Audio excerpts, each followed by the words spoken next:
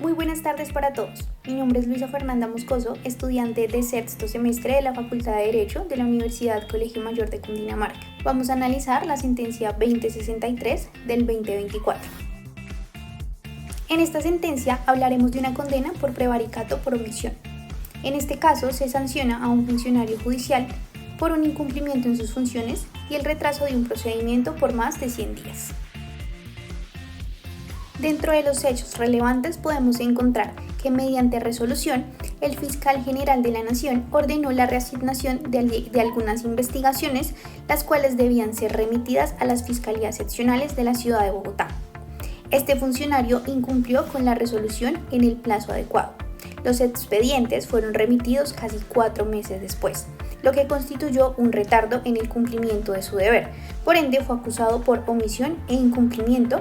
Aunque él alegó y presentó varias justificaciones por la tardanza, alegando carga laboral excesiva, la consideración de que el cumplimiento era un acoso laboral, solicitó además la reconsideración de esta resolución, argumentando una irregularidad en su emisión. Este funcionario, por medio de su defensa, interpuso un recurso de apelación, inconforme con la decisión del tribunal que lo había condenado, argumentando que no existía un deber claro ni un plazo específico para el cumplimiento de esta resolución. Dentro de la decisión, y el último hecho relevante, la decisión fue condenatoria. Se tomó después de un juicio oral, el 5 de abril del 2024, y tras esta condena se emite una orden de captura que fue ejecutada el 8 de abril del 2024. En primera instancia se llevó a cabo un juicio, donde se presentaron las pruebas y los testimonios de la omisión de este funcionario, y determinó que había incurrido en prevaricato por omisión, dado que su falta de acción afectó el correcto funcionamiento de la administración pública. Este funcionario presentó un recurso de apelación, donde indicaba que su conducta no había afectado para nada la finalidad de los procesos que se estaban llevando a cabo. Esto intentando desvirtuar la acusación directamente de prevaricato. La Corte desestimó estos argumentos, reafirmó que la omisión de su deber era suficiente para configurarse dentro del delito.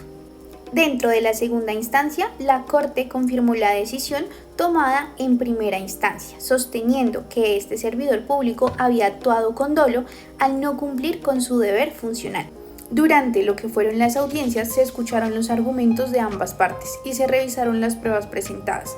La Corte también consideró el contexto de corrupción en el que se desarrollaban los hechos, lo que reforzó la gravedad de la omisión. Encontramos la sentencia final, donde la Corte emitió una sentencia que confirmó la culpabilidad de este servidor por prevaricato por omisión, estableciendo que esta conducta era antijurídica y que había incumplido con sus deberes como fiscal. La primera que encontramos es la tipicidad, ya que el tribunal analizó si la conducta de este servidor configuraba dentro del tipo penal de prevaricato por omisión, concluyendo que efectivamente lo hacía, dado que había un deber jurídico de cumplir con la resolución que había otorgado el fiscal general. Dentro del elemento subjetivo del tipo penal, en la sentencia podemos encontrar que se analizó la conciencia de este servidor público sobre la ilegalidad de su proceder, como su actitud de no remitir los expedientes, pese a las órdenes directas, se constituyó un acto omisivo que no se justificó y denota el carácter doloso dentro de su comportamiento. También encontramos la antijuricidad. Esta se argumenta con la conducta de este servidor, ya que dice que su conducta era antijurídica, ya que la tardanza en la remisión de estos expedientes no se justificó de una manera adecuada y desconoció una orden que legalmente había sido emitida, lo que afectaba a la administración pública. Otro elemento es la culpabilidad. El tribunal sostuvo que este servidor era culpable porque tenía el pleno conocimiento de su deber funcional y a pesar de esto optó por no cumplir con esta resolución, evidenciando que su comportamiento fue deliberado y consciente en su omisión al actuar. También podemos encontrar la obligación funcional. El tribunal concluyó que la resolución del fiscal general establecía un deber funcional que este servidor no podía ignorar. Su cumplimiento en este caso era clave y fue clave para la decisión que dio la conducta y que hizo que ésta encajara perfectamente con el tipo penal de prevaricato por omisión. Tenemos claramente lo que es la omisión propia, ya que no cumplió con su deber de remitir los expedientes a pesar de existir una orden de quien era el fiscal general. El tribunal argumentó que su conducta constituyó una omisión, dado que había una norma que le exigía actuar y no lo hizo.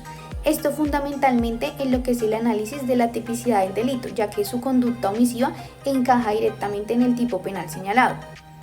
Dentro de la sentencia también encontramos algo que menciona al sujeto activo cualificado. Él era un servidor público con la función de fiscal delegado. El tipo penal de prevaricato por omisión en este sentido solo se aplica específicamente a aquellos que tienen una posición de responsabilidad y una obligación clara de actuar. La sentencia refuerza esta idea destacando que solo los servidores públicos con funciones específicas pueden incurrir en esta falta penal. Y también encontramos el deber de actuar. En esta indica que el prevaricato por omisión requiere de la existencia de un deber jurídico claro y específico que debe ser cumplido por el servidor público o la persona que lo cometa. En este caso se insistió en que debía remitirse los expedientes según lo ordenado por su superior, dado que era una obligación de este. Estaba claramente definida y la ausencia de este cumplimiento es lo que fundamenta la tipicidad de su conducta y por consiguiente su responsabilidad penal. Aunque dentro de la sentencia no encontramos algún autor específicamente mencionado, podemos deducir que algunas de las teorías dogmáticas que ellos tomaron pueden basarse en teorías como la de Rothschild o Jacobs, en este caso la teoría del dominio del hecho y el funcionalismo. En la sentencia analizamos la responsabilidad desde la perspectiva de un deber funcional, como fiscal. En este caso Rothschild desarrolló la teoría del dominio de hecho, que permite atribuir responsabilidad penal a quien tiene poder de decisión sobre el curso del delito. Jacobs, por otra parte, con su teoría funcionalista del derecho penal, sostiene que el derecho sirve para garantizar el cumplimiento de roles en la sociedad, ya que la sentencia nos menciona que había un deber funcional que se debía cumplir y que la omisión afectó directamente la administración pública. Otros autores que pueden haber influido en el fallo que tomó la Corte pueden ser Frank von Liszt y Hans Welsel, ya que hablan de la prevención del delito y el finalismo. Von Liszt defendía un enfoque preventivo del derecho penal, viendo la pena como una forma de evitar los delitos futuros. En la sentencia se menciona que la omisión del acusado afectó lo que es el correcto desarrollo de la justicia y la administración pública, lo que justifica su sanción como medida preventiva. Welsel, por otro lado, con su teoría finalista, la acción establece que el dolo y la culpa dependen de la voluntad como tal del sujeto en función a un fin determinado. En la sentencia se evalúa si el acusado tenía la intención dolosa de retrasar el cumplimiento de la orden, lo que es central en la teoría del finalismo penal. Y para cerrar tenemos el resuelve de la sentencia, donde la Corte no casa esta sentencia y confirma el fallo dado en primera instancia, donde se confirma la condena, que para el caso de este servidor son 32 meses de prisión y una multa aproximadamente de 13,33 salarios mínimos legales vigentes. Gracias por la atención prestada.